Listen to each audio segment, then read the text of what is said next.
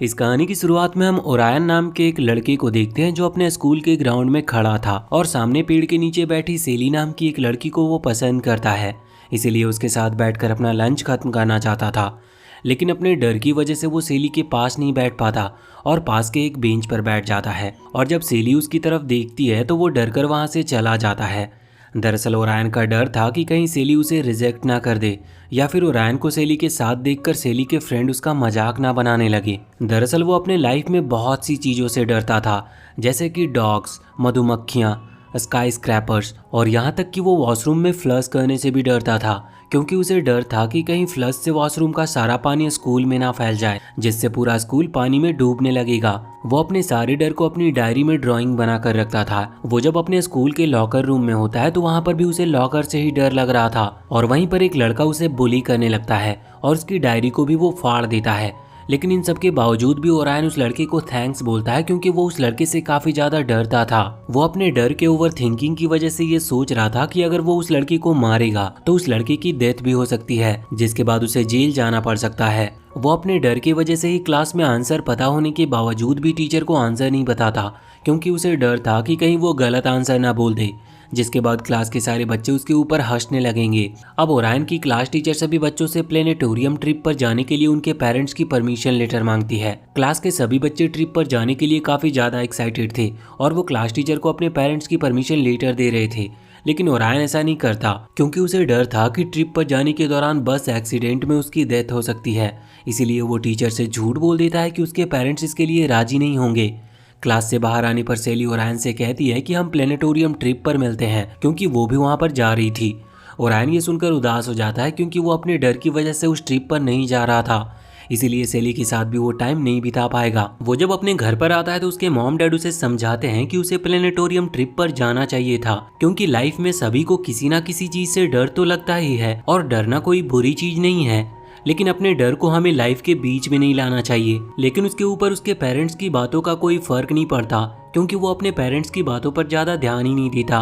रात होने पर ओरायन की प्रॉब्लम और भी बढ़ जाती है, क्योंकि उसे अंधेरे से सबसे ज्यादा डर लगता था। उसके अंधेरे से डर की वजह से उसके पेरेंट्स पिछले कई रातों से सो नहीं पाए थे, इसीलिए वो ओरायन को आज की रात खुद को डिस्टर्ब ना करने के लिए बोलकर अपने कमरे में चले जाते हैं। अब जैसे जैसे अंधेरा बढ़ता जाता है ओरायन का डर भी बढ़ता जाता है और वो चिल्लाते हुए गुस्से में अंधेरे को कहता है कि तुम बहुत बुरे हो, क्योंकि तुम सिर्फ बच्चों को डराने के लिए आते हो। ओरायन की रोज की बातें सुनकर अंधेरा भी अब बुरी तरह से फ्रस्ट्रेट हो चुका था, इसीलिए वो फिजिकल फॉर्म में आकर उससे कहता है कि वैसे तो मुझसे बहुत से लोग डरते हैं, लेकिन तुम मुझे सबसे ज्यादा कोसते हो और डरने वालों के लिस्ट में भी तुम नंबर 1 पर हो। ओरायन को विश्वास नहीं हो रहा था कि अंधेरा उससे बातें कर रहा है, इसीलिए वो इन सबको अपने मन का वहम समझ रहा था। अंधेरा इसके बाद उसे बताता है कि वो भी किसी आम इंसान की तरह ही है जो अपना काम कर रहा है, लेकिन ना जाने क्यों लोग सबसे ज्यादा उससे ही डरते हैं और उससे नफरत करते हैं। अंधेरा ओरायन को बताता है कि लोगों से अपने बारे में भला बुरा सुनकर उसे बहुत दुख होता है।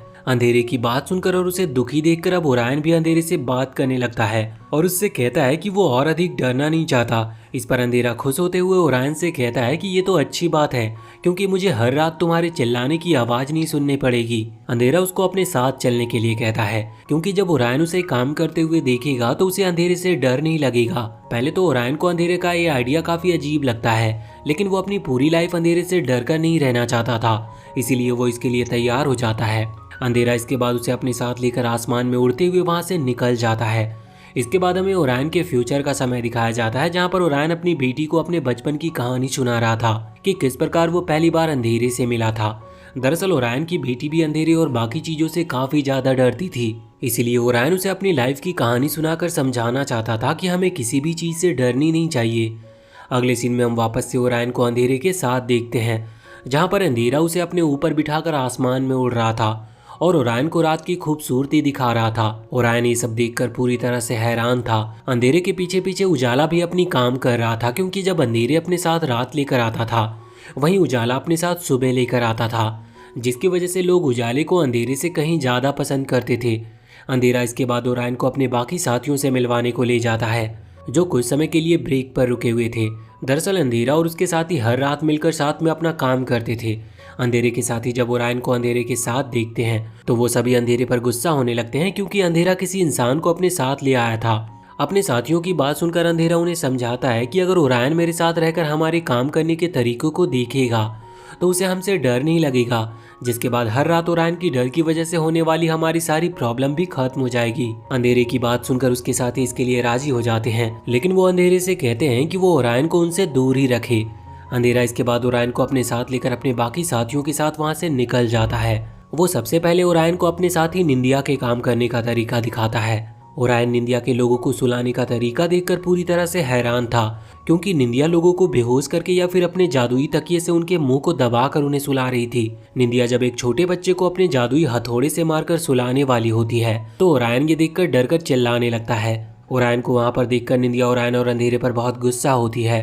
अंधेरा इसके बाद ओरायन को लेकर वहाँ से निकल जाता है और इसके बाद उसे जागरण के पास ले जाकर उसके काम करने का तरीका दिखाता है। वो देखता है कि जागरण लोगों के कानों में उनकी लाइफ से जुड़ी ऐसी बातें बोलता था जिन्हें सुनने के बाद वो लोग चिंतित हो जाते थे, जिसके बाद उन्हें नींद भी नहीं आती।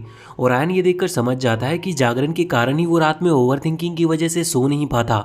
वो जागरण के काम करने में भी प्रॉब्लम क्रिएट करने लगता है, जिससे जागरण भी ओरायन पर गुस्सा हो जाता है और अंधेरा ओरायन को लेकर वहां से निकल जाता है। अंधेरा इसके बाद ओरायन को चुप्पी के काम करने का भी तरीका दिखाता है, जहां पर चुप्पी रात में आवाज करने वाले सभी लोगों की आवाज को एब्जॉर्ब करके शांति बनाए रखती थी। ओरायन ये देखकर पूरी तरह से फ्रस्ट्रेट हो जाता है और चिल्लाते हुए कहता है कि इतना शांति भी मुझे नहीं चाहिए। चुप्पी ओरायन को वहां पर देखकर बहुत गुस्सा होती है और अंधेरे से ओरायन की शिकायत करती है। अंधेरा इसके बाद ओरायन को डरावनी आवाज के काम करने का तरीका दिखाता है, जहां पर डरावनी आवाज बच्चों को बाहर से आवाज निकालकर डरा रही थी। ओरायन ये देखकर डरावनी आवाज को ऐसा करने से रोकने की कोशिश करता है और जब डरावनी आवाज भी उसे वहां पर देखकर अंधेरे पर गुस्सा होने लगती है तो अंधेरा ओरायन को लेकर वहां से भी निकल जाता है। वो इसके बाद ओरायन को ड्रीम यानी कि सपना के काम करने का तरीका दिखाता है, जहाँ पर सपना लोगों को अपने मैजिकल ड्रीम वर्ल्ड में ले जाकर उन्हें वो ड्रीम दिखाती थी जिसे वो लोग अपनी रियल लाइफ में जीना चाहते थे।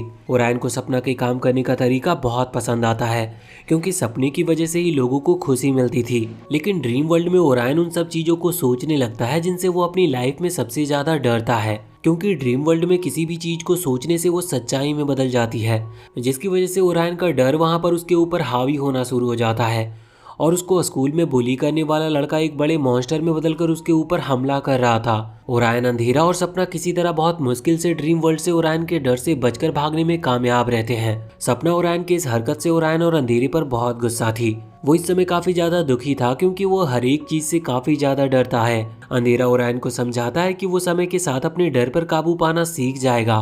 अंधेरा ओरायन से पूछता है कि क्या अब भी वो उससे डरता है। इस पर ओरायन कहता है कि नहीं, यानी कि ओरायन ने अब अपने अंधेरे के डर पर काबू पाना सीख लिया था।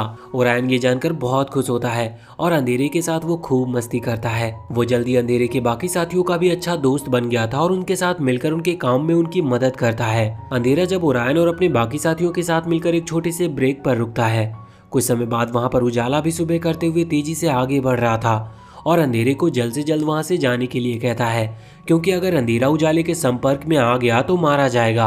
अंधेरा उजाले के इस एटीट्यूड से उस पर बहुत गुस्सा होता है और ओरायन के साथ अपने बाकी साथियों को लेकर वहां से निकल जाता है और वो सभी एक बार फिर से अपना काम करना शुरू कर देते हैं।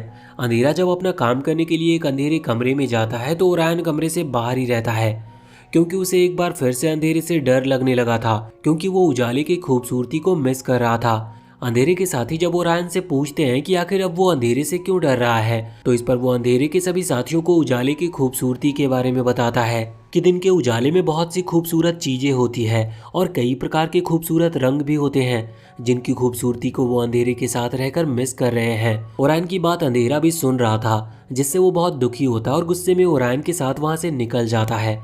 रास्ते में ओरायन अंधेरे को समझाने की कोशिश करता है कि वो सिर्फ उसके बाकी साथियों को उजाले की खूबसूरती के बारे में बता रहा था, लेकिन वो अब भी अंधेरे को ही पसंद करता है। अंधेरा ये बात अपने बाकी साथियों को भी बताने के लिए कहता है ताकि वो उसे छोड़कर ना जाए। ओरायन उसकी बात मानकर उसके सभी साथियों को बताता है कि अंधेरा उजाले से भी काफ़ी ज़्यादा खूबसूरत है और वो अंधेरे को सबसे ज़्यादा पसंद करता है, लेकिन इसका कोई भी फायदा नहीं होता, क्योंकि अब अंधेरे के सभी साथी उजाले की मौजूदगी में सुबह की खूबसूरती देखना चाहते थे। अंधेरे के साथी उजाले के आने का इंतजार कर रहे थे, जिसे देखकर अंधेरा बहुत दुखी था और ओरायन के साथ वो वहाँ से निकल जाता है। वो ओरायन को बताता है कि उसके सभी साथी उसे छोड़कर जा चुके हैं और अब ओरायन भी उसे छोड़कर जाने वाला है। अंधेरा इस समय काफ़ी ज़्यादा दुखी था क्योंकि उसे कोई भी पसंद नहीं करता, इसीलिए वो बैठकर उजाले के आने का इंतजार करने लगता है क्योंकि वो खुद को खत्म कर देना चाहता था। ओरायन अंधेरे को ऐसा करने से मना करता है और वहाँ से चलने के लिए कहता है क्योंकि अब सामने से उजाला भी आ रहा था। लेकिन ओरायन की बातों का अंधेरे के ऊपर कोई भी फर्क नहीं पड़ता क्योंकि अब अंधेरे ने खुद को खत्म करने का फैसला कर लिया था। अगले ही पल वहाँ पर उजाला भी आ जाता है, जिसके बाद देखते ही देखते अंधेरा खत्म होने लगता है। अगले सीन में हम फ्यूचर के ओरायन को अपनी बेटी के साथ देखते हैं, जहाँ पर वो अपनी बेटी से कहता है कि इसके आगे की कहानी उसे समझ में नहीं आ रही है।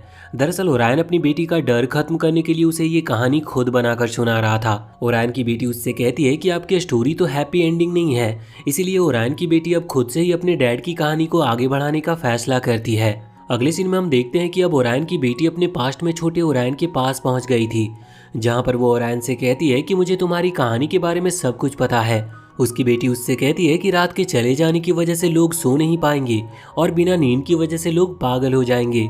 उसकी बेटी अब छोटे ओरायन को अपनी कविता सुनाती है और कविता की सारी बातें सच साबित हो रही थी क्योंकि अंधेरे के चले जाने की वजह से लोग उजाले में रहते हुए फ्रस्ट्रेट हो चुके हैं और आपस में ही अब झगड़ रहे थे। अब अंधेरे के बाकी साथी भी ओरायन के पास वापस आ गए थे क्योंकि अब वो भी अंधेरे की अहमियत को समझ चुके थे और उसे मिस कर रहे थे। ओरायन अंधेरे के साथियों से कहता है कि अब कुछ भी नहीं हो सकता क्योंकि अब अंधेरा हमेशा के लिए जा चुका है। इस पर उसकी बेटी उससे कहती है कि अंधेरे को अब भी वापस लाया जा सकता है क्योंकि वो तुम्हारी यादों में अब भी जिंदा है। अंधेरे को वापस लाने के लिए सबसे पहले चुप्पी सारे शोर को अपने अंदर एब्जॉर्ब कर लेती है, जिसके बाद निंदिया ओरायन को गहरे नींद में सुला देती है। सपना इसके बाद ओरायन को उसके ड्रीम वर्ल्ड में उस समय में ले आती है जब ओरायन पहली बार अंधेरे से मिला था और इस प्रकार से ओरायन और अंधेरा एक दूसरे से वापस से मिलकर बहुत खुश होते हैं। अब क्योंकि ओरायन इस समय ड्रीम वर्ल्ड में था, इसीलिए उसके द्वारा सोची गई बातें सच साबित होना शुरू हो जाती है और ओरायन इस समय अपने काल्पनिक हॉन्टेड अलमीरा के अंदर जाने लगता है। वो हॉन्टेड अलमीरा लगातार उन दोनों को अपने अंदर खींचकर उन्हें हमेशा के लिए वहां कैद कर लेना चाहता था। सपना ये देखकर किसी तरह ड्रीम वर्ल्ड से बाहर आकर जागरण से ओरायन को जगाने की कहती है ताकि ओरायन अंधेरे के साथ सपने की दुनिया से वापस आ जाए। लेकिन जागरण के काफी कोशिश करने के बाद भी ओरायन नींद से नहीं जाग पाता। ये देखकर चुप्पी ओरायन के कान में जाकर उससे कहती है कि अगर तुम नींद से नहीं जागोगे तो तुम स्कूल ट्रिप मिस कर दोगे।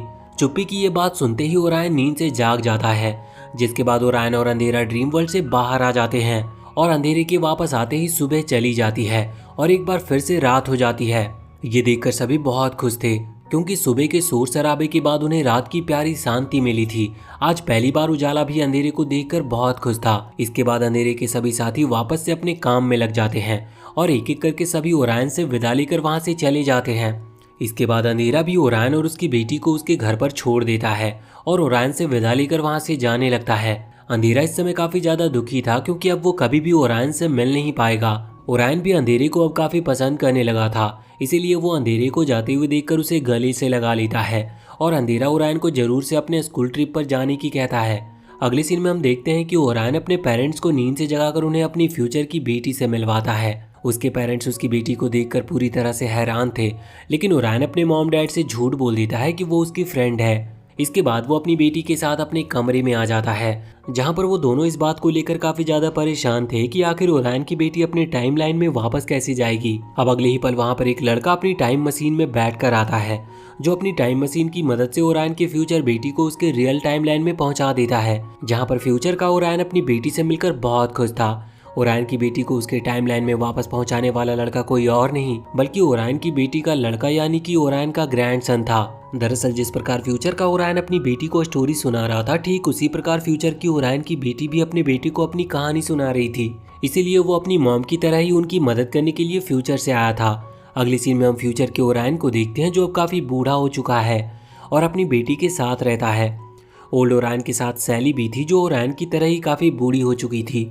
ओरायन और सैली को साथ में देखकर हमें पता चलता है कि ओरायन अपने स्कूल के उस ट्रिप पर गया था और सैली के पास ही बैठा था, जिसकी वजह से आगे चलकर सैली और ओरायन ने एक दूसरे से शादी कर ली। और इसी हैप्पी एंडिंग के साथ ये मूवी यहीं पर खत्म होती है। तो वीडियो अगर पसंद आई हो तो चैनल को सब्सक्राइब करके बेल आइकन जरूर दबा लें।